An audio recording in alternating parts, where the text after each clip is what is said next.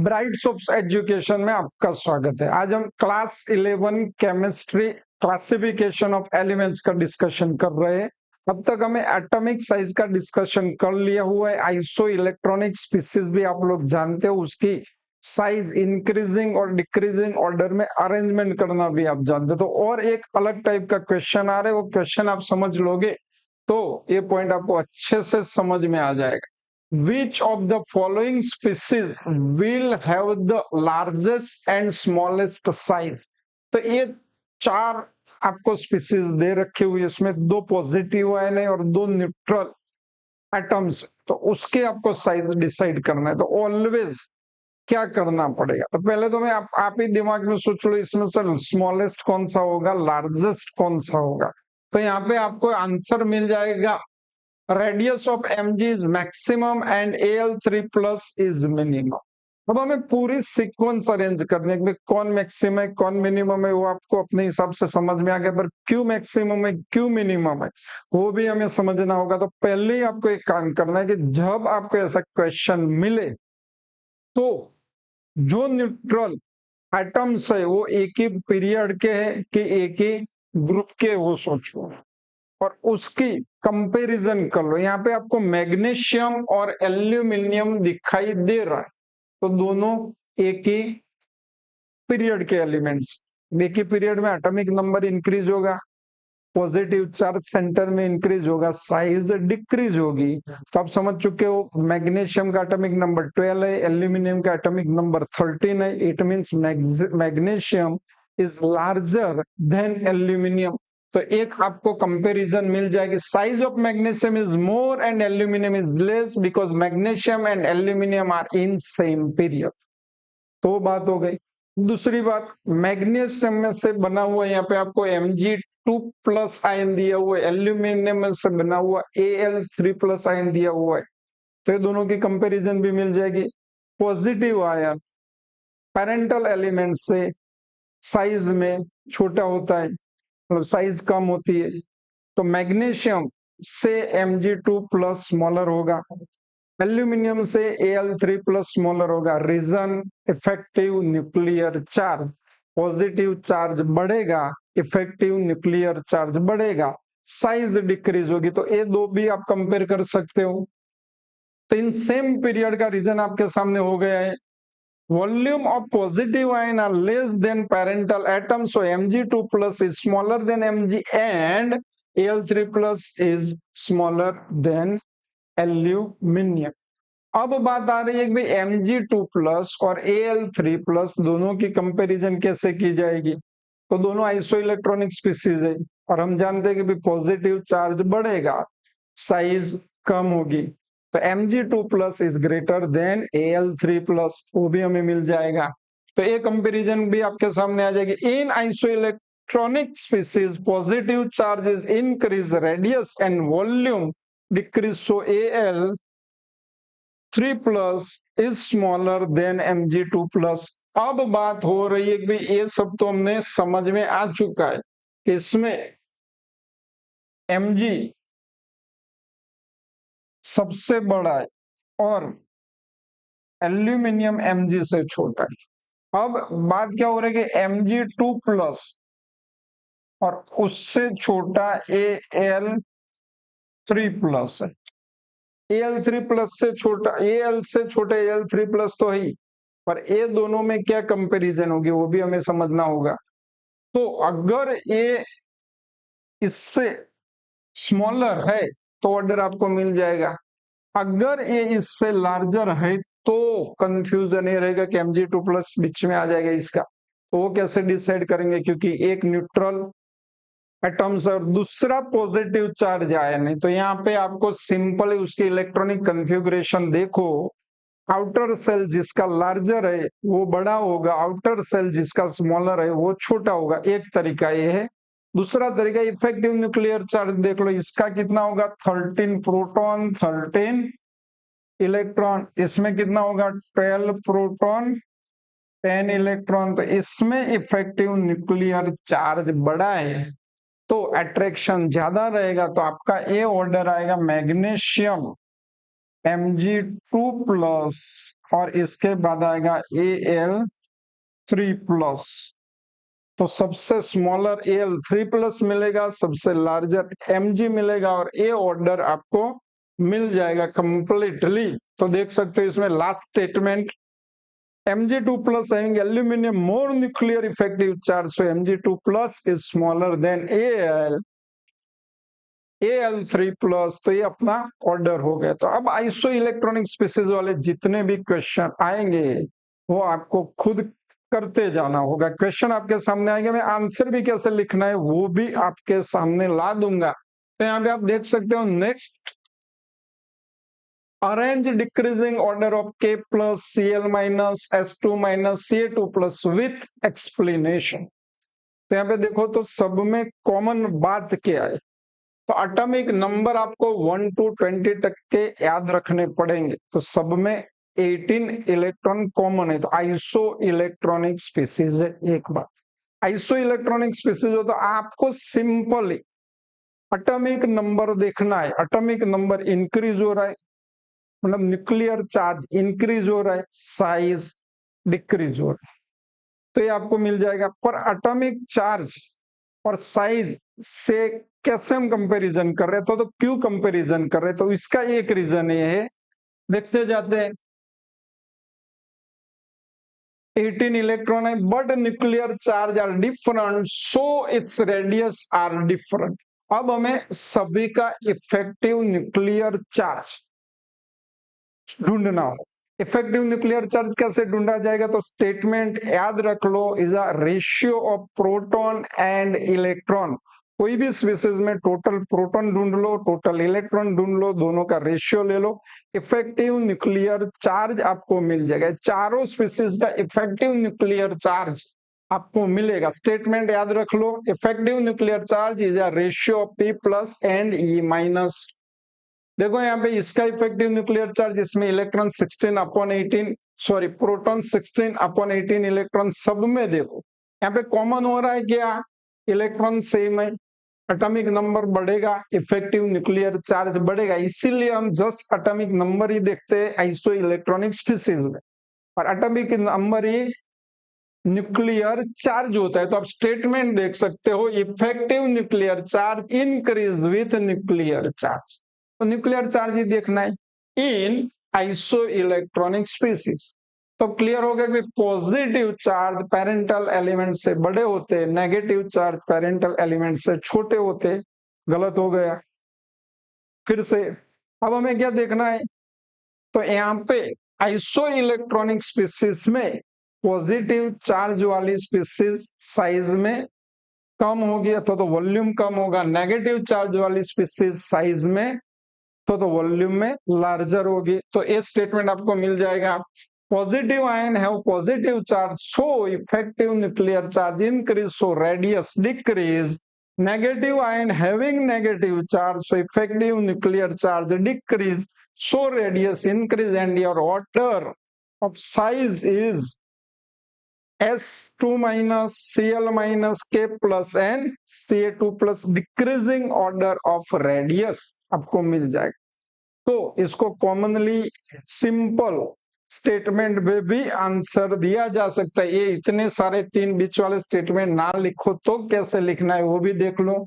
The following species are isoelectronic with the noble gas neon, arrange them in order of increasing size. चलो ये भी iso electronic species है, तो हमें simply इतना लिख सकते हैं कि भाई आइसो इलेक्ट्रॉनिक स्पीसीज हो तो आपको क्या देखना है, न्यूक्लियर चार्ज, और न्यूक्लियर चार्ज इंक्रीज होगा, साइज डिक्रीज होगी, और इसके बाद आप इसको साइज के ऑर्डर में लिख सकते हो। तो सिंपल 3 और 4 लाइन का आंसर आपका हो जाएगा। देखो कैसे लिखा जाता है, ये आपको स्पीसीज लिख दी, the nuclear charges are, atomic number लिख सकते हो, respectively among isoelectronic species greater the nuclear charge smaller is the size। ये सिंपल स्टेटमेंट आप याद रख सकते हो, आइसो इलेक्ट्रॉनिक स्पीसीज में greater the nuclear charge smaller the size. तो यहाँ पे आपको न्यूक्लियर चार्ज बढ़ता दिखाई देगा, therefore the size of the above ionic species are in the order, इस ऑर्डर में आपको साइज मिल जाएगी, क्योंकि उसका एटॉमिक नंबर 13 है, 12 है, 10 है, 9 है और 8 है। तो इस ऑर्डर में आपको इंक्रीजिंग साइज मिल जाए। Out of Na plus and Na, which has the smaller size and y? तो naturally positive ion parental element से साइज में स्मॉलर होता है। स्टेटमेंट टू स्टेटमेंट आपको आंसर क्योंकि समझ चुके हो तो कैसे लिखना है वही आपके सामने आ रहा है। Na plus है स्मॉलर साइज देन Na, क्यों भाई? तो Na plus is formed by removal of one electron from Na। इससे क्या होता है? Therefore Na plus has one electron less than Na। However, Na and Na plus have same nuclear charge. Therefore, electrons in Na plus are more tightly held than in Na because of effective nuclear charge. Moreover, दूसरी एक बात भी, एक cell Na से Na plus में कम होता है। Na में आउटर सेल थर्ड होता है, Na प्लस में आउटर सेल 2 होता है। जिसमें सेल कम हो उसकी साइज ही कम होगी। तो moreover, removal of one electron from Na leads to complete removal of the third cell, so that in Na plus the outermost cell is second, hence Na plus has smaller size than Na। तो ऐसे आप answer इसका लिख सकते हो detail में। बाकी MCQ तो इजीली आप समझ चुके हो कैसे लिखना है। Give example of the 3 cations and 3 anions which are isoelectronic with argon। तो फटाफट आप लिख सकते हो भाई, आर्गन के साथ आइसोइलेक्ट्रॉनिक हो ऐसी 3 स्पीसीज जो पॉजिटिव चार्ज हो और ऐसी 3 स्पीसीज जो नेगेटिव चार्ज हो, उसको लिखो। तब फटाफट लिख लो पहले। इसके बाद अगर आपका आंसर कंफर्म करना है तो यहां देख सकते हो cation, anions out of metallic radius and covalent radius of an element which is larger and y। तो छोटे छोटे क्वेश्चन हर बार हम आपके सामने ला देते, तो इससे ही आपका कॉन्सेप्ट क्लियर हो जाता है। क्योंकि आपने atomic radius, covalent radius, atomic नहीं पर आपने metallic radius and covalent radius की डेफिनेशन पढ़ रखी हुई है। तो इससे आपको लॉजिक चलाना है कौन बड़ा होगा, किसकी साइज मतलब किसकी लेंथ बड़ी होगी, किसकी लेंथ छोटी होगी। तो कोवेलेंट रेडियस में बॉन्डेड एटम्स के बीच का डिस्टेंस हमें कंसीडर करना है और मेटालिक रेडियस में एडजेसेंट एटम का डिस्टेंस कंसीडर करना है। तो नेचुरली बॉन्डेड एटम्स नियरेस्ट होते हैं कंपैरेटिवली एडजेसेंट एटम्स। तो इसी की वजह से कोवेलेंट रेडियस की साइज कम होगी, मेटालिक रेडियस की साइज ज्यादा होगी। देखो मेटालिक रेडियस में भी खाली एटम्स ही होते, पर हम वैन वाल्स रेडियस का साथ में डिस्कशन करें तो नेक्स्ट क्वेश्चन देख सकते हो, why van Waals radius of an element is always larger than the covalent radius. तो अब यहाँ पे क्या हो रहा है, वैन वाल्स रेडियस का डेफिनेशन देखो तो यहाँ पे मॉलिक्यूल्स आते और मॉलिक्यूल्स अलग अलग, और इसके अलग अलग मॉलिक्यूल्स के एटम्स के बीच का डिस्टेंस हमें कंसीडर करना है।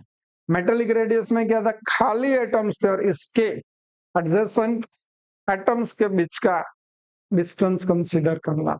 तो मॉलिक्यूल्स और इसके अलग अलग मॉलिक्यूल्स, इसके एटम्स का एडजेसेंट एटम्स, तो इसका डिस्टेंस ज्यादा होगा ही, इसलिए वैन डर वाल्स रेडियस सबसे ज्यादा होती है।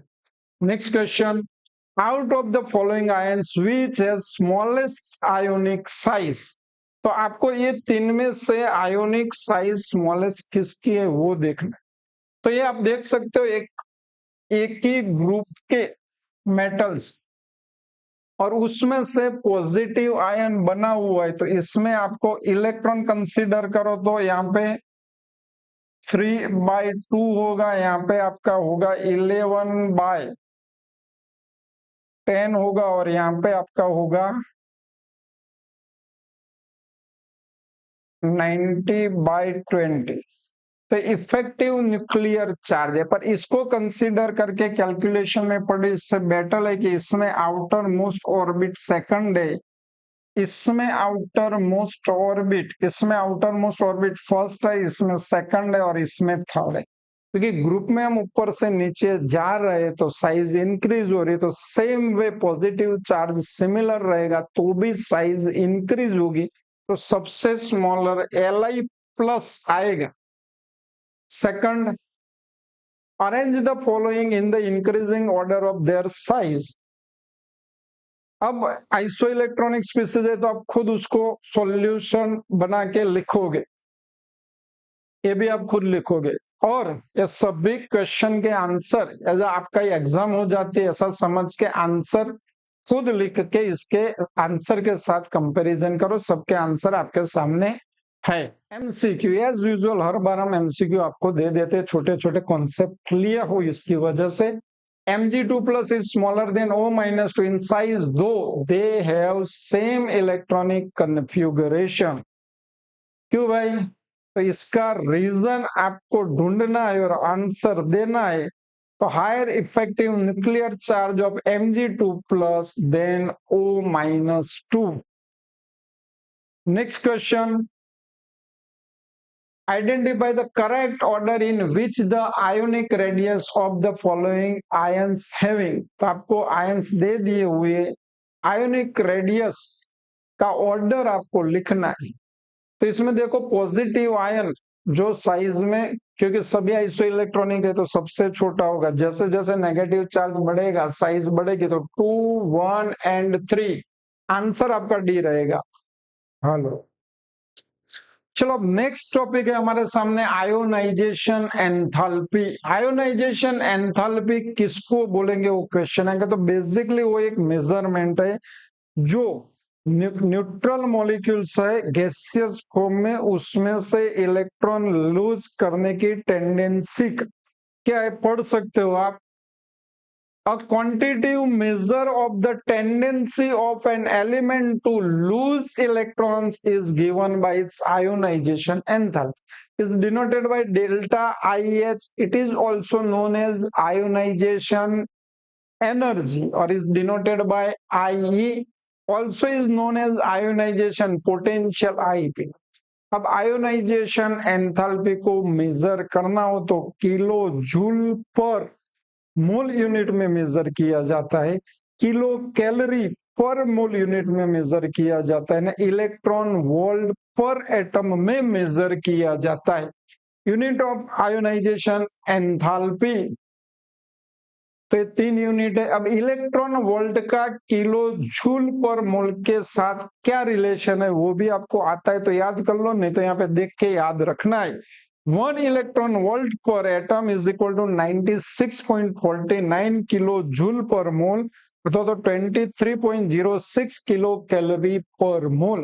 तो बेसिकली आप आयोनाइजेशन एंथैल्पी को कैसे डिफाइन करोगे, तो आपको कोई भी सब्सटेंस हो तो उसको आइसोलेटेड गैसियस फॉर्म में कन्वर्ट करना है और इसके बाद उसकी स्टेबल इलेक्ट्रॉनिक कन्फिगरेशन, मतलब ground state electronic ground state को ध्यान रखना है। इस कंडीशन में एक इलेक्ट्रॉन को लूज करने के लिए मिनिमम जो एनर्जी चाहिए वो एनर्जी को आयोनाइजेशन एंथैल्पी बोला जाएगा। यहाँ पे देख सकते हो कि सपोज आपके पास ए पूरा न्यूक्लियस और इसके साथ ए इलेक्ट्रॉन, अगर ए इलेक्ट्रॉन को मैं लूज कर दूंगा और इसके अट्रैक्टिंग रेंज में से इलेक्ट्रॉन बाहर चला जाएगा। आयन कब बनता है, तो न्यूक्लियस का एक इफेक्टिव रेंज होती है। सपोज ए न्यूक्लियस यहां तक इफेक्ट कर रहा है तो इलेक्ट्रॉन इसी एटम का काउंट किया जाएगा,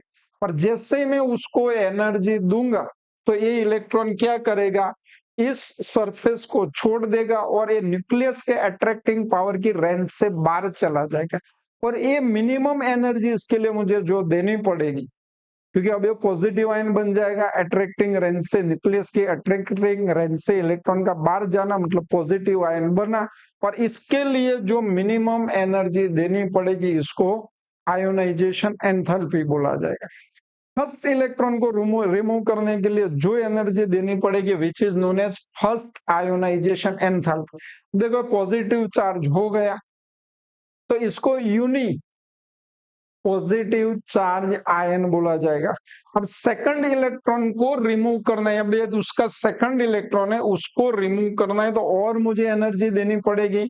इलेक्ट्रॉन क्या होगा, यहां से निकलेगा तो चार्ज 2+ हो जाएगा, तो it's called second ionisation enthalpy. इसको क्या बोला जाएगा, सेकंड आयोनाइजेशन एंथैल्पी।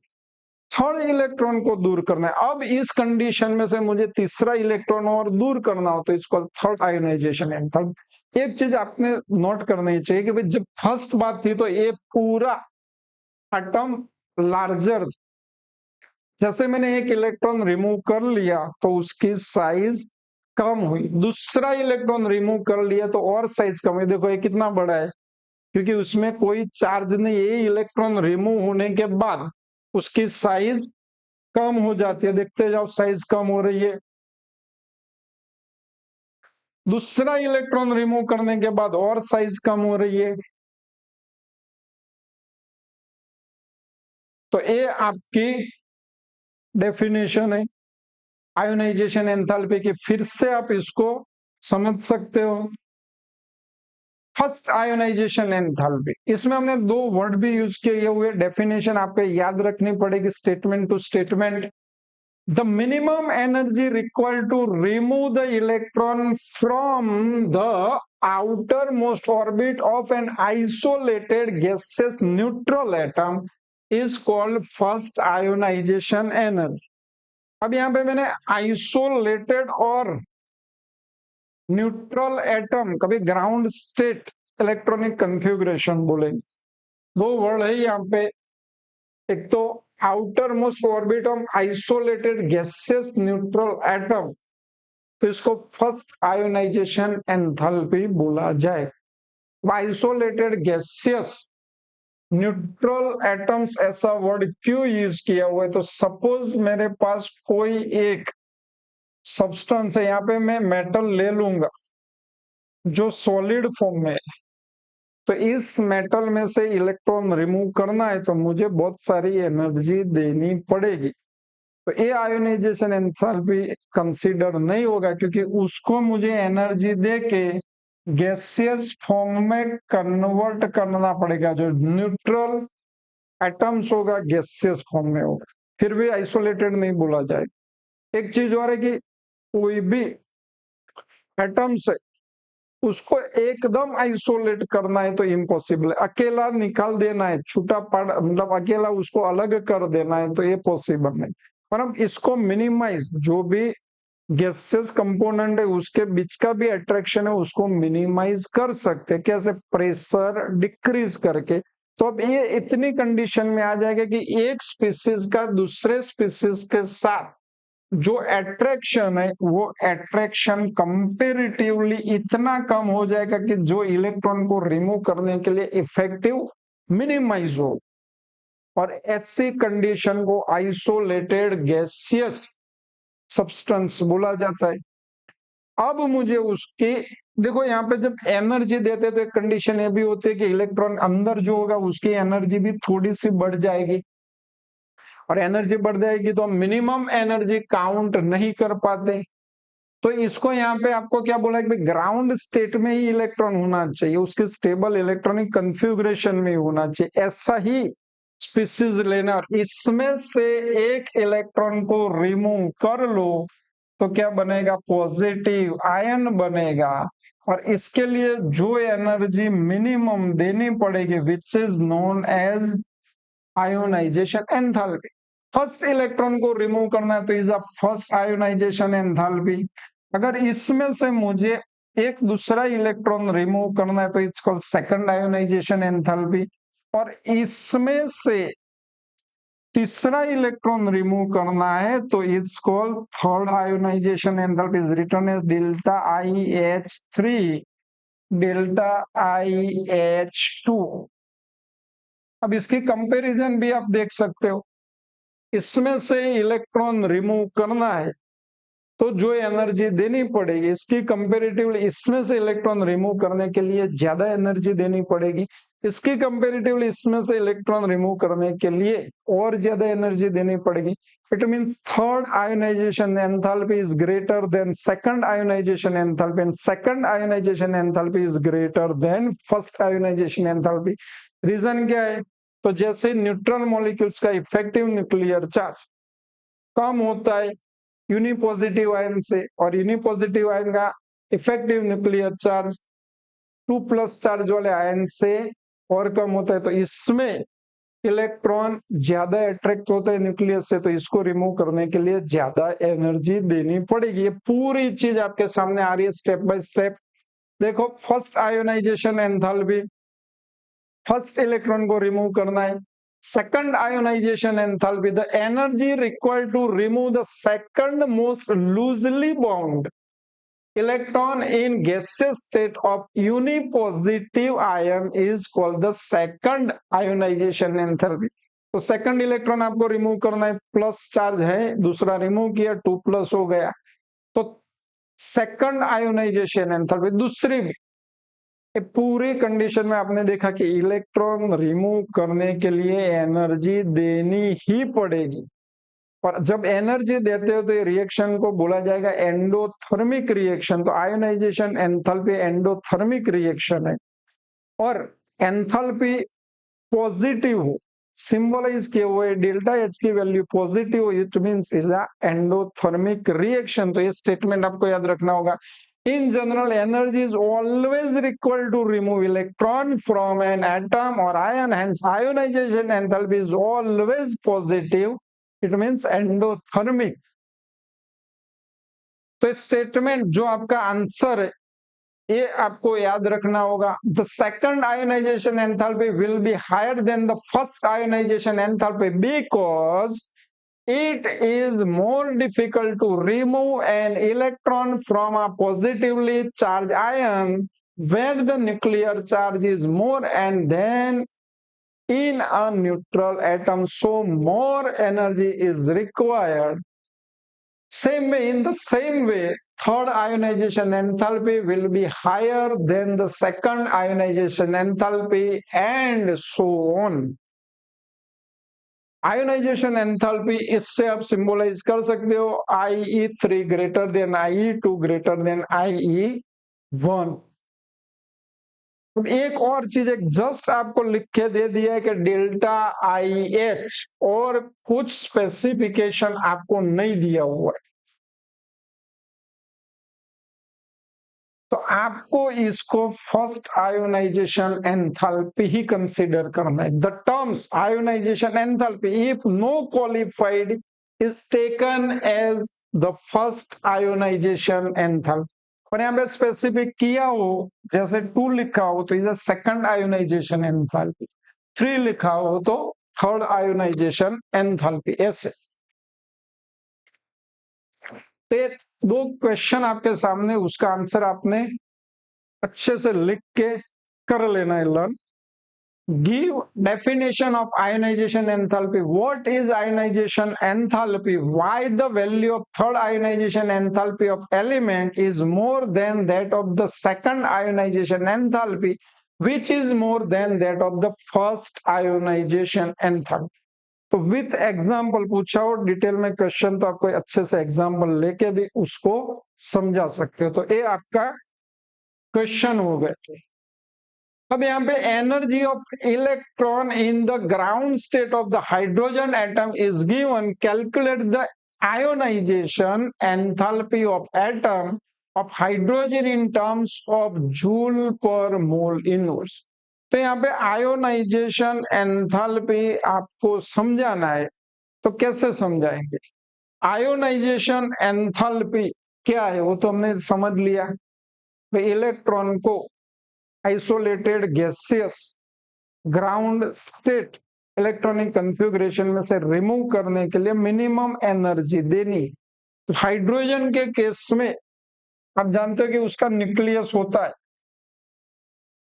और न्यूक्लियस की जो अट्रैक्टिंग अथवा तो इफेक्टिव रेंज है उसमें एक इलेक्ट्रॉन घूमता रहेगा, ये फर्स्ट ऑर्बिट है ऐसा समझ लो। जनरली फर्स्ट ऑर्बिट न्यूक्लियस के बीच में कोई जगह नहीं होती, कनेक्टेड होता। अब एक फर्स्ट ऑर्बिट में इलेक्ट्रॉन रोटेट कर रहा है, क्या कर रहा है? ए इलेक्ट्रॉन रोटेट। तो इलेक्ट्रॉन जो रोटेट कर रहा है इसको बड़ा भी कर सकते हैं। ये जो इलेक्ट्रॉन रोटेट कर रहा है उसकी एनर्जी आपको -2.118 इंटू 10⁻⁻18 जूल दे रखे। जैसे आप समझो कि सपोज ये ऑर्बिट, दूसरी ऑर्बिट, न्यूक्लियस से ऑर्बिट का डिस्टेंस बढ़ेगा, एनर्जी इलेक्ट्रॉन की डिक्रीज होगी, इसीलिए एनर्जी को माइनस दिखाया गया कि वो अंदर एटम के अट्रैक्टिंग पावर की रेंज में। अब मुझे क्या करना है, यहां से इलेक्ट्रॉन को रिमूव करने के लिए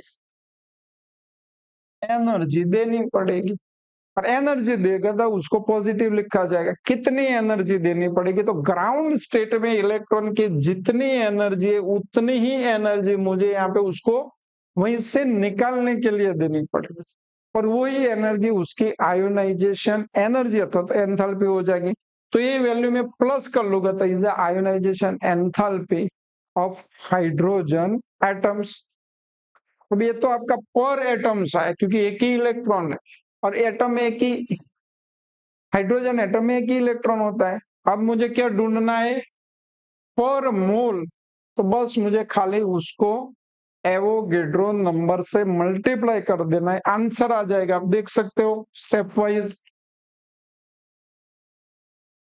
It is given that the energy of electron in the ground state of the hydrogen atom is, therefore the energy required to remove the ground state of the hydrogen atom is this। इतनी energy आपको देनी चाहिए।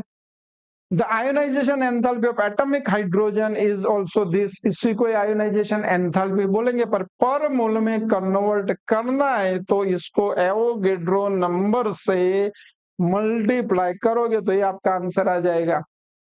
तो इसी energy को ionisation enthalpy बोला जाएगा। In short आप समझ चुके हो कि न्यूक्लियस में से, सॉरी एटम में जो आइसोलेटेड गैसियस फॉर्म में होगा उसके ग्राउंड स्टेट की कंडीशन में इलेक्ट्रॉन रिमूव करने के लिए मिनिमम एनर्जी देनी पड़ेगी। तो दो वर्ड यूज कर लिए, आइसोलेटेड गैसियस स्टेट। देख सकते हो क्वेश्चन भी आएगा, what is the significance of terms isolated gaseous atom and ground state while defining the ionization enthalpy and electron gain enthalpy। Electron gain enthalpy इसके बाद हम पढ़ेंगे, और दोनों की डेफिनेशन में दो वर्ड यूज कर लिए। डेफिनेशन फिर से देख लो एक बार। Ionization enthalpy is the energy, minimum energy required to remove an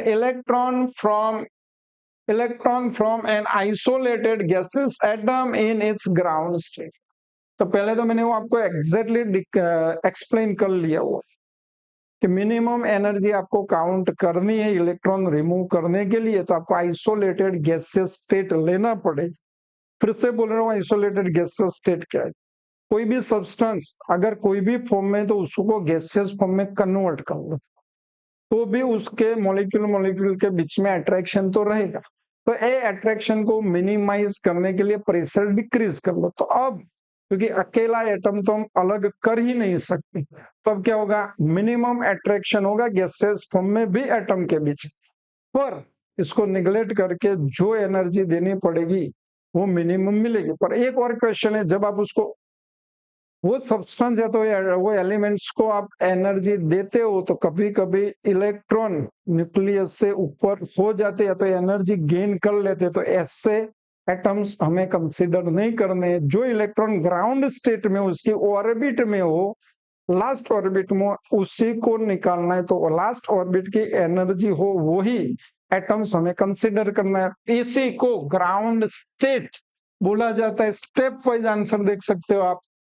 Although the atoms are widely separated in the gaseous state, there are some amount of attractive force among the atoms. To determine the ionization enthalpy, it is impossible to isolate a single atom, but the force of attraction can be further reduced by lowering the pressure. For this reason, the terms isolated gaseous atom is used in the definition of ionization enthalpy. Second बात है, ground state of an atom refers to the most stable state of an atom. If an isolated gaseous atom is in its ground state, then less amount of energy would be required to remove an electron from it. Therefore, for comparison purpose, ionization enthalpy and electron gain enthalpy must be determined for an isolated atom and its ground state. MCQs. The ionization enthalpy is, किसको ionisation enthalpy बोलेंगे? तो आप जानते हो, option को देख के आपको आंसर देना होगा. Ionisation enthalpy is always positive. Second, ये आपको जो पढ़ा है वो याद रखना होगा statement. What is the relation between IE1 and IE2? Symbol आप जान चुके हो, आपको खाली कंपैरिजन बोलनी है. तो IE2 is always greater than IE1. तो ये आपका आंसर होगा. स्टेटमेंट याद रखना है, बेसिकली रीजन है.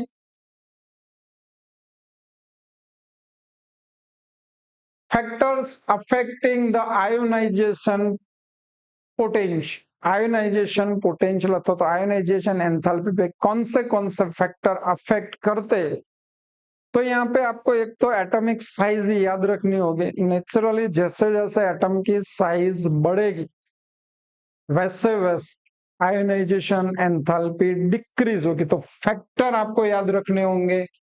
Atomic size, when atomic size increase, IE value decrease because the attraction of nucleus over valence electrons decrease. तो ये स्टेटमेंट याद रख सकते हो, इनवर्सली रिलेशन है. और सेकंड है न्यूक्लियर चार्ज. तो न्यूक्लियर चार्ज की बात आए तो आपको पीरियड को कंसीडर करना होगा. पीरियड में आप left hand to right hand side जाओगे, न्यूक्लियर चार्ज बढ़ेगा. और न्यूक्लियर चार्ज बढ़ेगा तो आउटर सेल के इलेक्ट्रॉन पर न्यूक्लियस का अट्रैक्शन बढ़ेगा और आयोनाइजेशन एंथैल्पी इंक्रीज होगी. So when nuclear charge increase, IE value also increase because the attraction of nucleus over the valence electron is increase. तो ये आपको याद रख लेना है. इफेक्टिव न्यूक्लियर चार्ज और न्यूक्लियर चार्ज में क्या फर्क? तो बेसिकली हम पीरियड में लेफ्ट टू राइट जाते हैं तो प्रोटॉन बढ़ते, पर प्रोटॉन बढ़ने के साथ साथ ऐसे ग्रुप में ऊपर से नीचे जाएंगे तो नंबर ऑफ प्रोटॉन सेंटर में बढ़ेगी.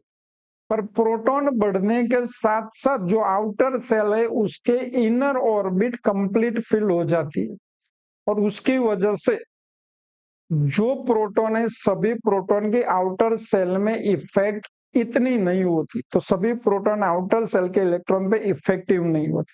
तो इस कंडीशन में हमें इफेक्टिव न्यूक्लियर चार्ज यूज करना पड़ेगा. तो यहाँ पे डिफरेंट आपके सामने है. Effective nuclear charge, effective nuclear charge experienced by the valence electron in an atom will be less than the actual charge on the nucleus. Reason detail में हम पढ़ेंगे, बिकॉज ऑफ शिल्डिंग और स्क्रीनिंग इफेक्ट. और screening effect क्या हुई वही भी समझना होगा. तो स्क्रीनिंग इफेक्ट जनरली बढ़ती है तो आउटर सेल पे अट्रैक्शन कम होता है और आयोनाइजेशन एंथैल्पी डिक्रीज होती है. When screening effect increase, IP value decrease because the attraction of nucleus over the valence electron decrease. तो स्क्रीनिंग इफेक्ट क्या है वो भी हम समझ लेंगे. जैसे कि हमारे पास एक तो सोडियम है, तो nucleus first orbit and second orbit and third orbit. Sodium में क्या होता है? तो फर्स्ट ऑर्बिट में 2 इलेक्ट्रॉन होते, सेकंड ऑर्बिट में 8 इलेक्ट्रॉन होते और लास्ट ऑर्बिट में 1 ही इलेक्ट्रॉन होता. ऐसे ही मैं कोई बड़ा एलिमेंट ले लूं,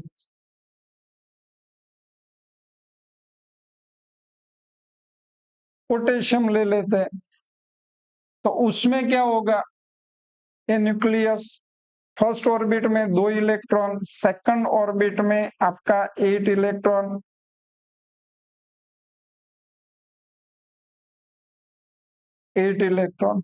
थर्ड ऑर्बिट में अभी यहाँ पे हम 8 इलेक्ट्रॉन लिख रहे हैं,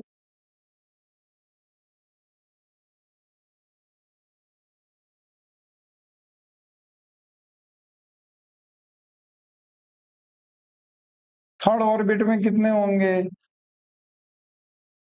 8 इलेक्ट्रॉन। और फोर ऑर्बिट में अगर ए स्पीसीज में 1 इलेक्ट्रॉन है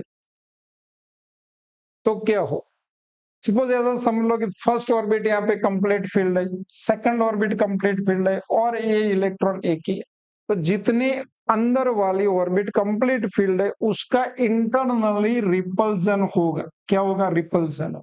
और इसकी वजह से इसमें जितने प्रोटॉन है उसका यहाँ पे इफेक्ट है इलेक्ट्रॉन पे नहीं हो, और अंदर वाली जो कंप्लीट फिर ऑर्बिट है जिसको कोर ऑर्बिट्स भी बोला जाएगा, उसकी वजह से इसका अट्रैक्शन डिक्रीज होगा और अंदर वाली orbit as a screen behave करेगी, सिल की तरह बिहेव करेगी। So this effect is known as screening effect.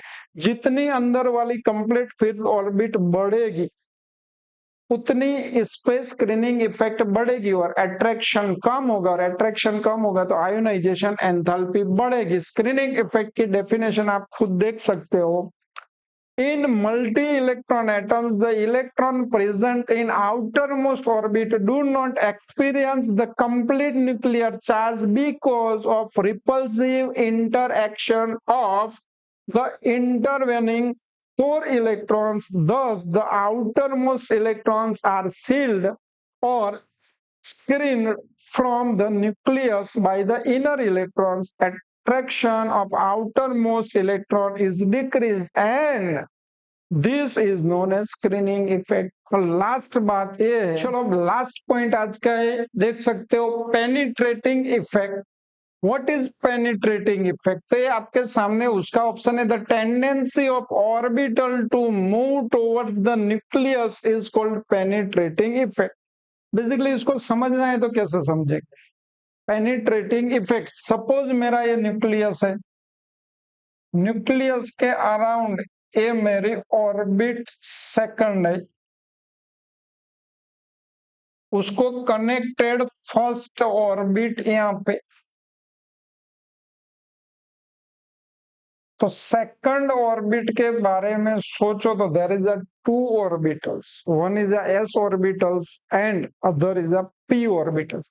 तो एस ऑर्बिटल स्फेरिकल शेप में होती है, कौन से शेप में होती है, स्फेरिकल। तो इलेक्ट्रॉन इस स्फेरिकल शेप में अराउंड घूमते रहेंगे, पर पी ऑर्बिटल्स का शेप डम्बल्स होता है। तो ये डम्बल शेप की बात करें हम तो यहाँ पे ये डम्बल शेप ऐसे आ जाता है, सेकंड ही ऑर्बिट है, पर पी का इलेक्ट्रॉन न्यूक्लियस से दूर रहेगा, एस का इलेक्ट्रॉन न्यूक्लियस से नजदीक रहेगा। तो अट्रैक्टिंग फोर्स क्या हो जाता है, एस अट्रैक्टिंग, सबसे ज्यादा अट्रैक्शन किसका होता है, एस का होता है, इसके बाद पी का होता है, इसके बाद डी का होता है, इसके बाद एफ का होता है, अगर ऑर्बिट सेम है तो इस ऑर्डर में अट्रैक्शन होता है। ऐसे अट्रैक्शन की वजह से भी आयोनाइजेशन एंथैल्पी इफेक्ट होती है। तो आप देखते जाओ फिर से, the order of penetrating power of various orbitals is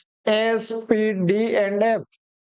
When penetrating effect increase, ionization potential value increase because attraction of nucleus over the electrons increase. तो आपको ये ऑर्डर में कभी कभी इलेक्ट्रॉनिक कन्फिगरेशन बेसिस पे भी हमें समझना होगा कि इलेक्ट्रॉन का है, और इलेक्ट्रॉनिक कन्फिगरेशन की बात आएगी तो अलग अलग एलिमेंट्स में इलेक्ट्रॉनिक कन्फिगरेशन की स्टेबिलिटी भी अलग अलग हो सकती है। जैसे कि ये देख लो पहले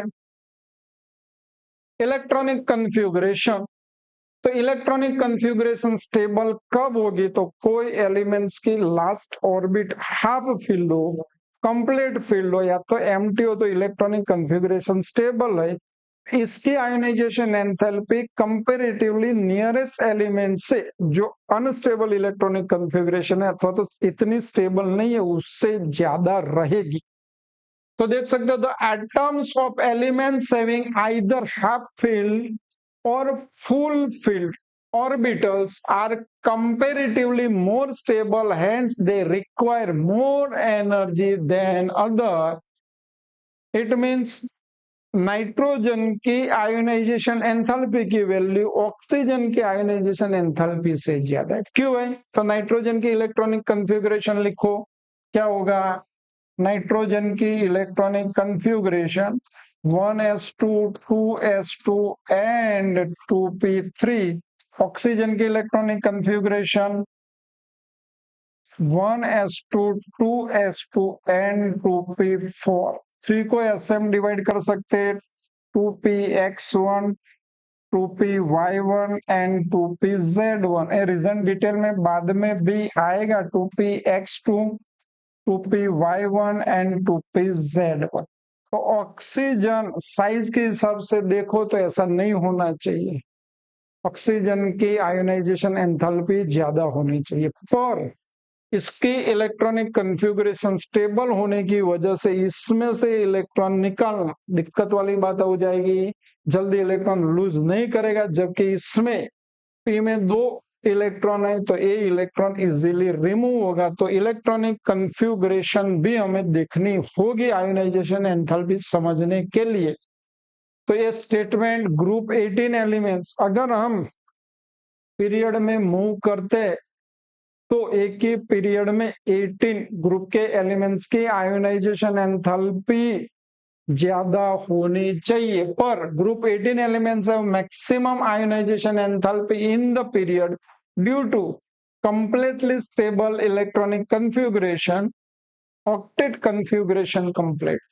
होता क्या है? तो जैसे हम फ्लोरीन की साइज कम है पर फ्लोरीन के बाद नियॉन की साइज ज्यादा है, वो हम जानते, फिर भी नियॉन की आयोनाइजेशन एंथैल्पी फ्लोरीन से भी ज्यादा रहेगी। रीजन है कि भाई इसका ऑक्टेट कंप्लीट है और कंप्लीट ऑक्टेट मतलब स्टेबल इलेक्ट्रॉनिक कॉन्फ़िगरेशन, उसमें से इलेक्ट्रॉन रिमूव करने के लिए ज्यादा एनर्जी देनी पड़ती है। उसी की वजह से ट्रेंड से हमें देखना पड़ेगा। तो अब हम ग्रुप वाइज आयोनाइजेशन एंथैल्पी का डिस्कशन नेक्स्ट लेक्चर में करेंगे।